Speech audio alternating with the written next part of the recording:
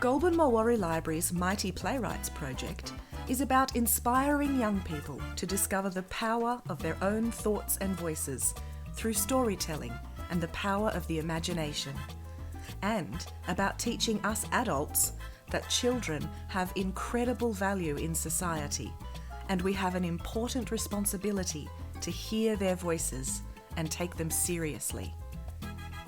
11 young writers, aged 9 to 12 years, worked tirelessly at Goulburn Mulwaree Library for 6 months to develop and write short plays.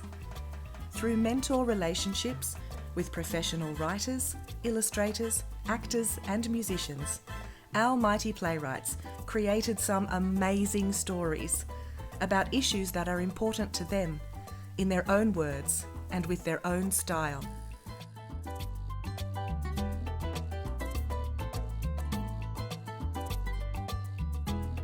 This is Mighty Playwrights.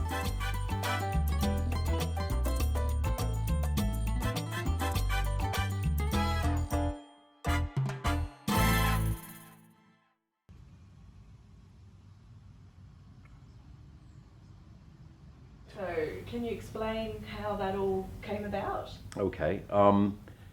It was it 2018? We had a visiting theater from Poland, Theater Brahma, and they came to the Leader Theater for a weekend called Periphery, and that was a small festival about social change through theater, and many people were invited to give ideas on stage in kind of an open call for ideas. As a teacher, I'm immediately interested and sketched up a couple of ideas and brought them the very next day to explain to everyone sitting in the audience from Poland, from local theaters here, from theaters around Australia. How about we try an idea where instead of kids being in the audience, why don't we have a flipped situation where children can be the writers and we take their ideas as seriously as if they were Ibsen or Shakespeare, and give the writer at age 10, 11, 12 the experience of seeing their idea realized on stage. Immediately I thought, this is brilliant for the library. This is a really perfect fit for the other types of programs and education services that we run in the library. It's a wonderful community project as well.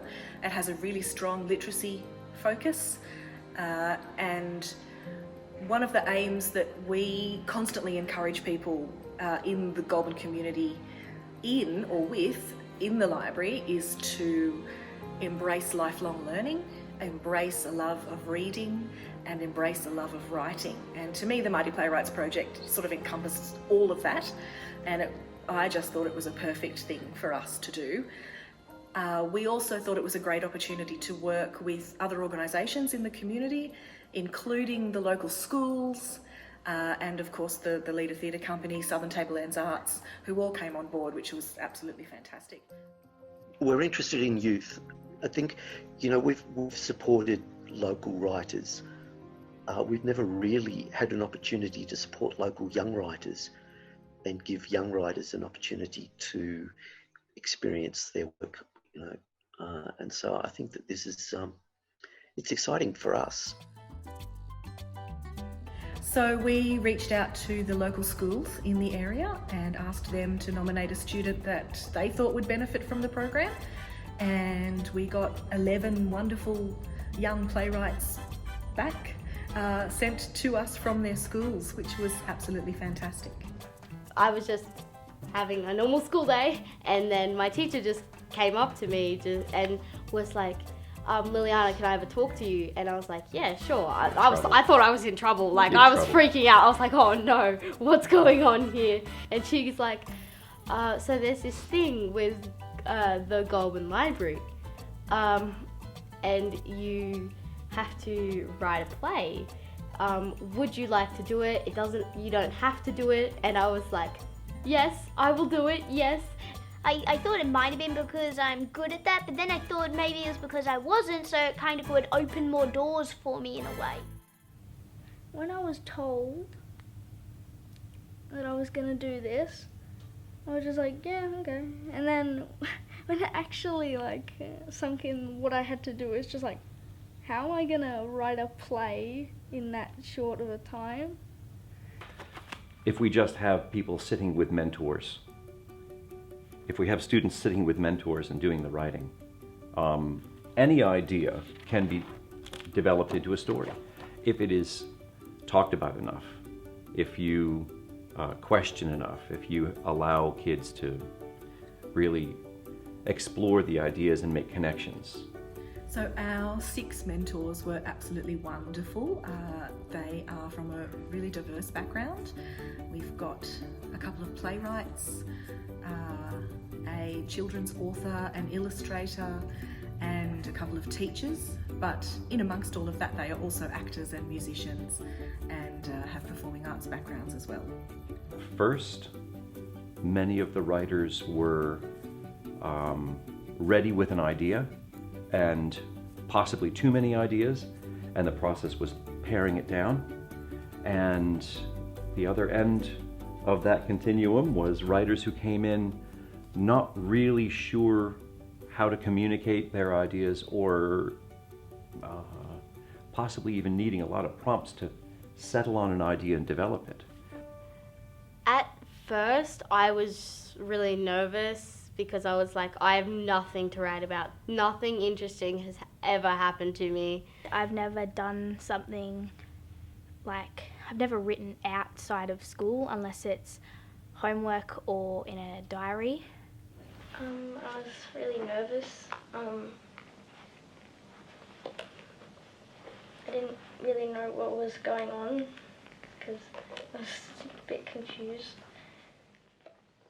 I really wanted it to come from the student. I found it really difficult to not throw ideas and suggestions, and I really tried hard to make sure that they were comfortable with me so that they would feel comfortable with sharing ideas. You've got to be the scaffold, and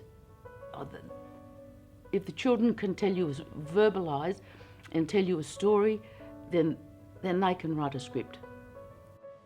It was quite nice actually. It got me talking and getting all my ideas out, I found. Good. It was quite nice, yeah. As soon as the idea of pranking, let's see, grinning now, this is how I knew we were onto something. As soon as the idea of pranking and jump scares and MJ went together, I could see the ideas really start to form in your brain.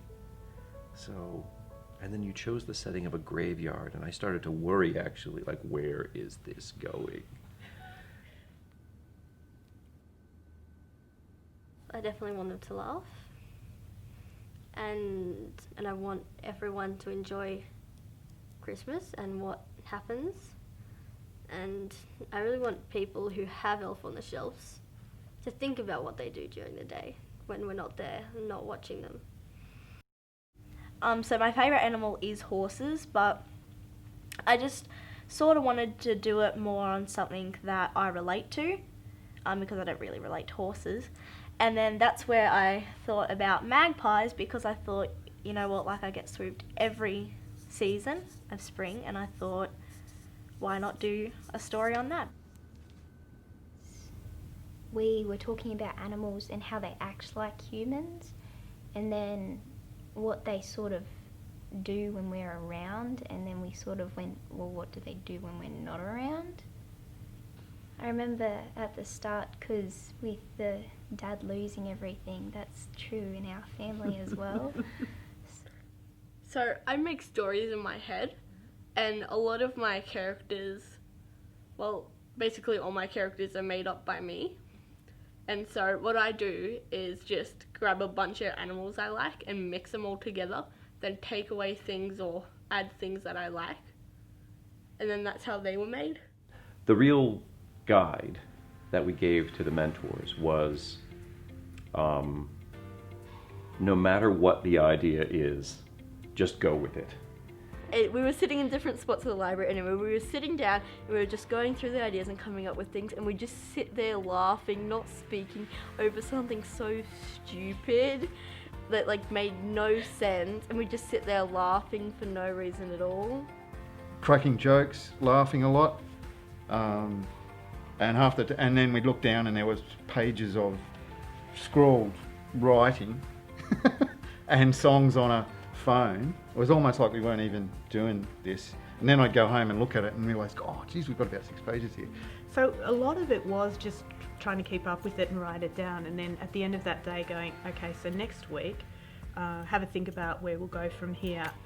And I find you know, even when I would throw up suggestions or maybe get her to nudge in a little direction, she would think about it for a bit, but she just knew, no, that character wouldn't do that, or that character wouldn't say that.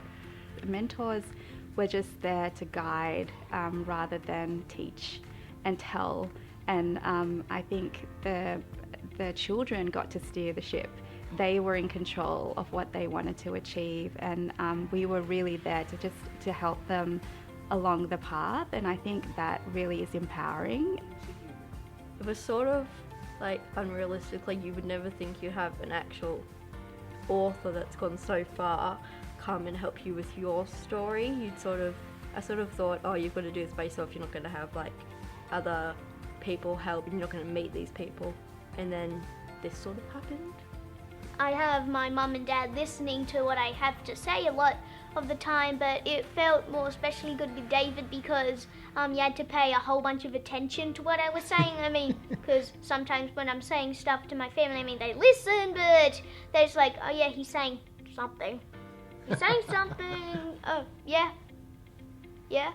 Oh, what did you say? Yeah, but it felt good here because someone actually like had to pay close attention to what I was saying. When the students received a lot of feedback from our editor in Melbourne, our good friend Kaylee,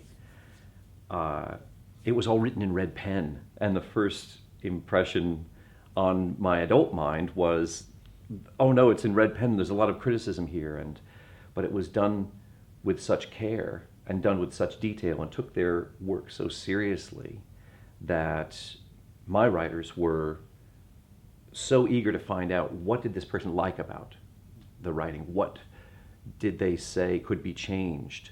You know, is there an idea that I thought was great but they didn't for some reason? And instead of being put off by that, it was, well, what can I do now to make it even better, because I want the audience to just go nuts.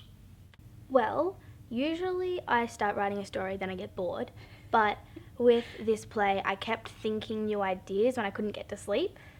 So I just kept thinking of how it could turn out, what I could add to it, and that kept me going. I got all my ideas and I didn't then have to, because when you're at school you don't get to get all your ideas down and you can't finish it in the time you are given. But when you're given a long time, you get to get all your ideas down and it becomes this one great thing. I see stuff and then I want to write about it, but then I think about it, but it doesn't really happen because I want to write, but then writing at home, who wants to do that, right? So, because homework, we get it every week and it's just like, oh my God, why do we have to do work at home? Make the school day longer if you want us to do more work.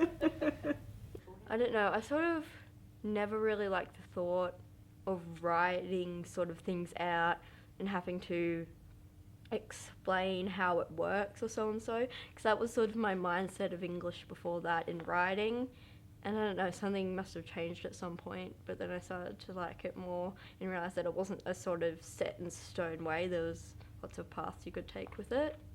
It was really surprising to see they were so committed and motivated to this, creating this story and showcasing it. It was just so beautiful to see, yeah. Because it was like a fun experience altogether, like through the pressure of needing to hand it in time, it would feel like really accomplishing if you did hand it in time.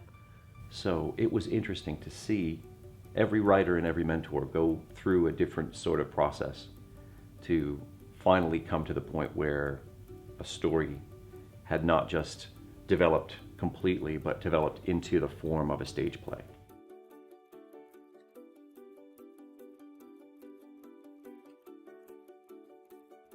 After the mentors and the playwrights had completed their 10 sessions, and we had a little party in February to say congratulations to all of the kids for making it through this great long mentoring process and coming through with a fantastic final product. And at that little party, they had to give me their scripts. They had to hand them over, and I then passed them on to the Leader Theatre to commence rehearsals. It was kind of scary because you didn't know how it was going to turn out, and you didn't know what things they were going to add and how it was going to all evolve into a play. It was kind of like you've met a cat, it was hurt, you healed it up, and then when you let it go free in the world, you're like, I don't know, you've taken care of this thing, you've treated it, and now it's off in the world doing who knows what. You don't know what it's doing, you don't know what changes in its life it's done, you're like, Did you say a cat? Yes, a stray cat.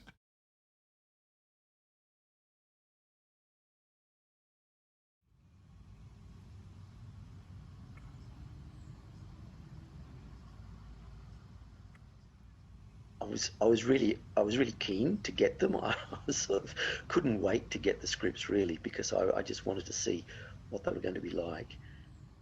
11 plays and almost 11 different genres. You know, we had some horrors, we had straight comedies, we had a few that were just I wouldn't call them dramas because there wasn't a lot of conflict, but it was just that slice of life style of theatre. Yes. And those ones had a lot of subtext, which surprised me. Mm-hmm.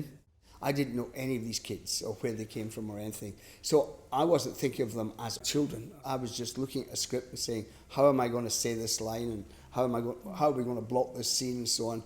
So I think if you've been in theatre for quite some time, if you're given that brief, it's a script, do it. You do it. And I was very pleasantly, not surprised, very pleasantly encouraged by the fact that I could actually bring my actors' training to these scripts because they were solid enough to warrant serious consideration. I've lost my grandson. He has left me out in the human world.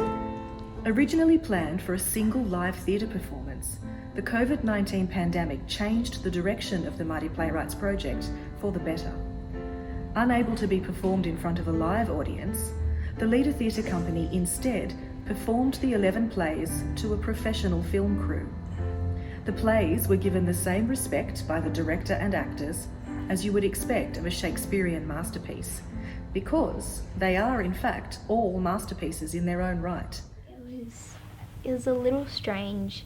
Because of COVID, I wasn't allowed to see it being performed and rehearsed, so it was kind of like waiting and seeing what would happen. So we'd handed it over, and because we were told there was going to be no costumes, no props, and they'd have scripts. And then COVID sort of happened, and in the early stages, before I got much information, I was like, oh no, it's not going to happen, so and so. And then because they got more time to practice it, they could bring in costumes and props, which made it a lot. It made me feel like it was, I don't know, it made me feel better, about the thought that it might not be live performed, but that then there was going to be costumes and props, which sort of made it all a bit better. You know, there was a real element of disappointment when we thought we couldn't perform live, and yet the filming of the project has turned it into another extraordinary sort of level. When we had the Phoenix moment of realising, hey, we can actually continue with the project, having it been shut down due to COVID, by filming them and releasing them as films. That was a big moment where we all went, oh, yay, we get to actually continue it. Mm-hmm. But then it was very seductive once we began that process to use the film to our advantage and actually do sort of cheaty things like cut between scene changes and use camera tricks and do that sort of thing. But we had a lot of discussions about it, and it became clear that the most important thing was to preserve the fact that these were pieces of theatre, because not only was that what the whole project was about, the kids had written for that specifically. 11 different types of scripts and stories, and to be able to realise those scripts in such a short period of time. Filmed in 2 days, was it, or 3 days? I mean, that's 2 days. I mean, that's extraordinary. The filmed performances now create a permanent record of the powerful journey our Mighty Playwrights took from imagination to page to stage through literacy education and mentoring. 2 thieves are better than one. Take two. One job. Well, I think it's actually better now because now I can keep watching it over and over and over again, and it's not just a one-time thing, so I can keep watching it. Hold it if you like, and then just hit spacebar when you're ready. Enjoy. Fun.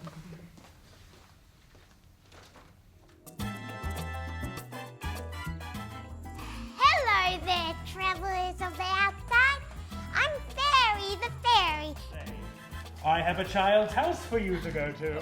Really, Santa? But we've never been to a child's house before. There are rules after all, Bolt Wrapper, and you should know that better than anyone. Are you sure you can handle them? We have had problems with previous nannies. Our children are very mischievous. What's that horrible noise? Princess! Okay, Ninja and Toots, do you think you could try and sweep up the broken plate?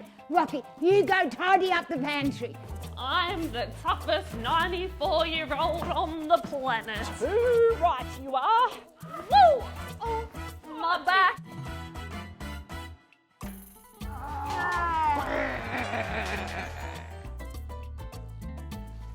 I have to uphold my reputation. Yeah, right. You couldn't steal a berry off a tree. I was your dance teacher when I was alive, and you were the naughty little boy who wouldn't do what he was told. That is wonderful. That's great. That is unbelievable. Brilliant. Oh my God. What do you think? Yeah, that's good. Basically, a story of what happens in our house. Like it's uncanny. Funny. The resemblance, Abby. Yay! Wow, that's good. Yeah.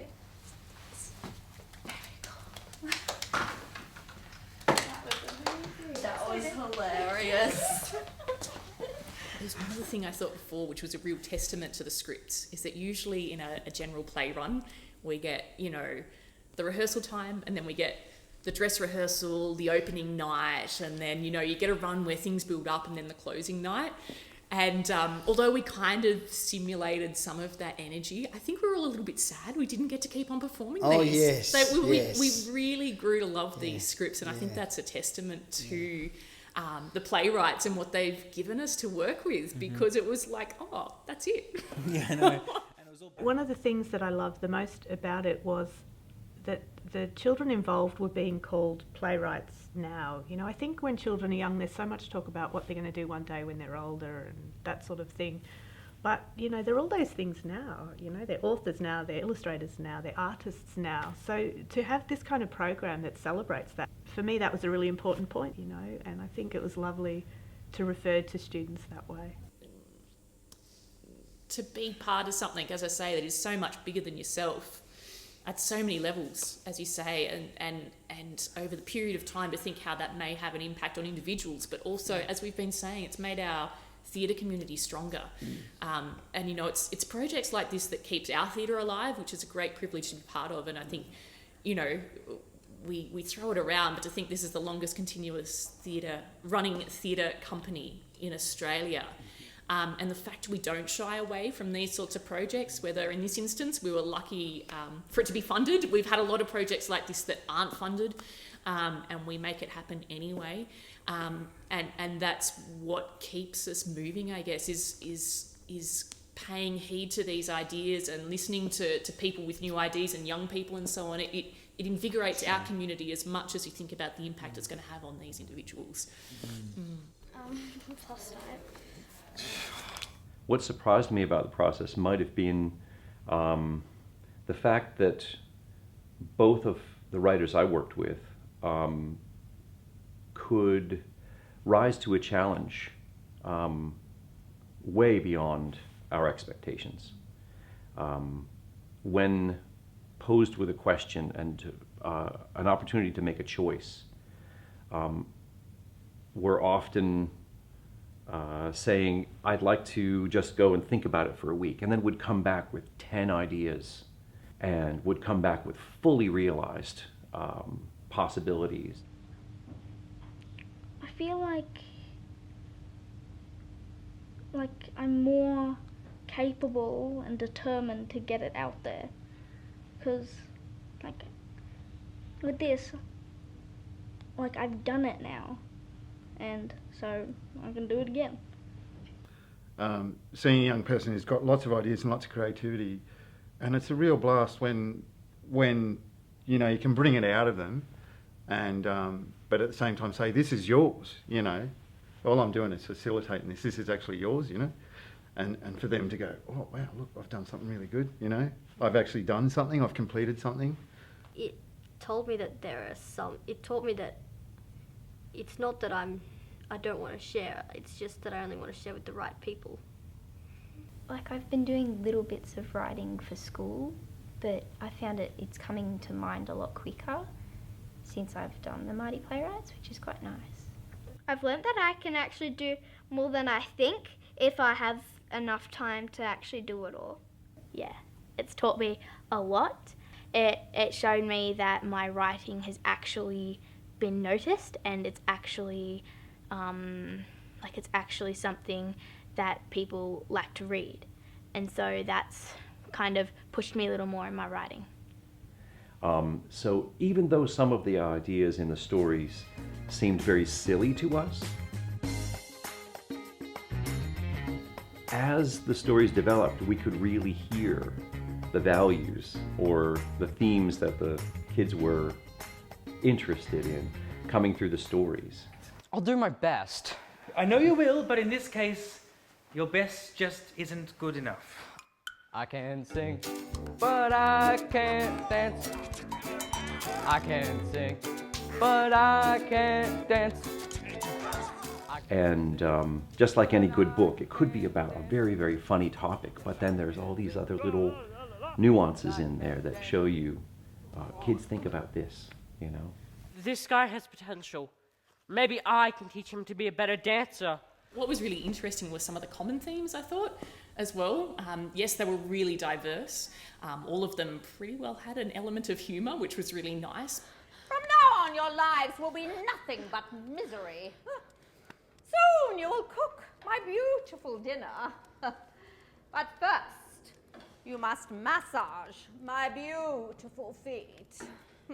But there are also some really lovely common themes about friendship and bullying, courage and confidence. Attack!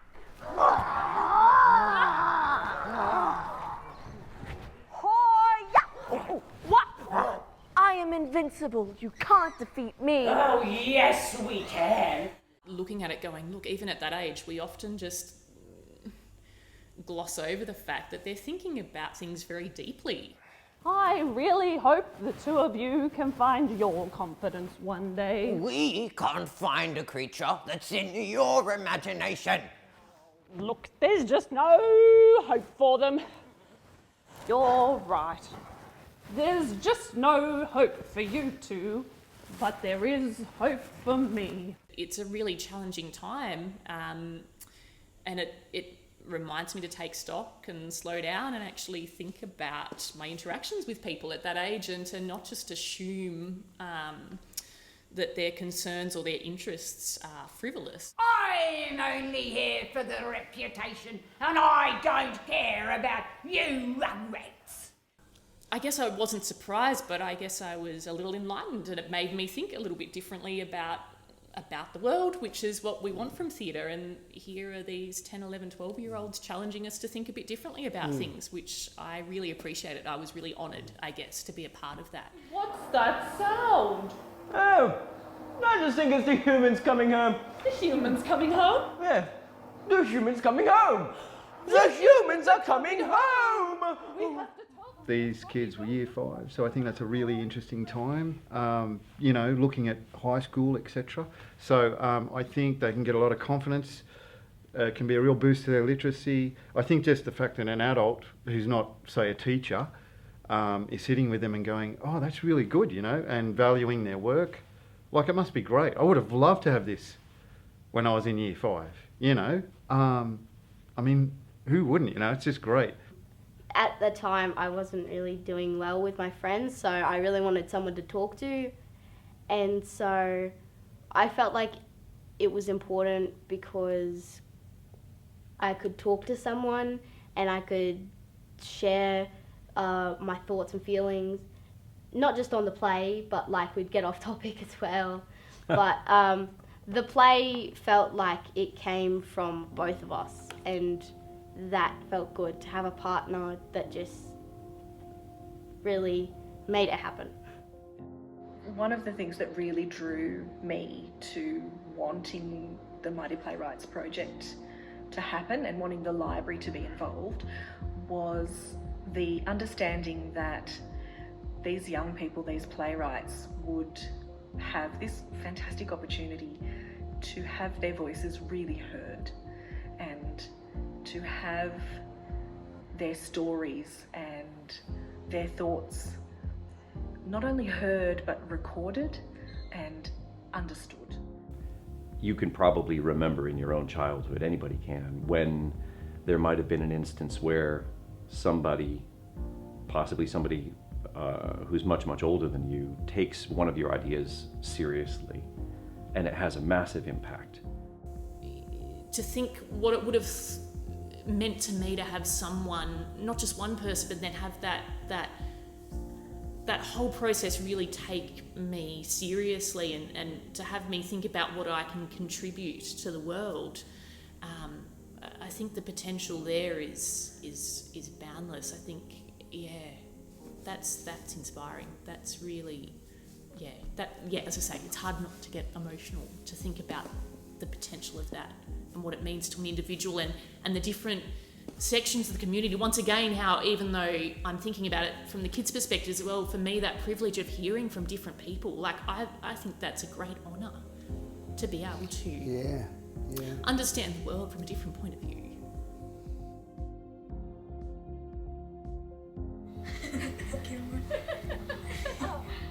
That sort of feeling that once upon a time, an adult, somebody took me really seriously, and it didn't matter what I was saying, it didn't matter what story I was telling, I was heard, I was understood, I was taken seriously. I think knowing that that's a possibility and knowing how to go about making that happen is really powerful, not only for kids but for adults as well, and has absolutely lifelong benefits. One of the things that I feel really, really strongly about the potential of this program, the Mighty Playwrights program, is the ability for this program to have really huge benefits for children and young people who have been through trauma of some kind, or who have potentially a learning disability, or who are at risk of falling through the cracks. I feel like the Mighty Playwrights program, with the support of the library and the library team, really is an opportunity for children in those potential difficult or risky situations to have the opportunity to shine. It has so many ramifications. It really has. I don't know what's going to happen to these 11 young children, 11 young people, but I reckon they're going to be mighty people later on, just by being part of this. And if we could do this for another 11 mighty playwrights or mighty songwriters, well, it's just, there weren't examples like that when I was a kid. You know, children were seen and not heard. And now children should be heard as well as seen, you know, I think.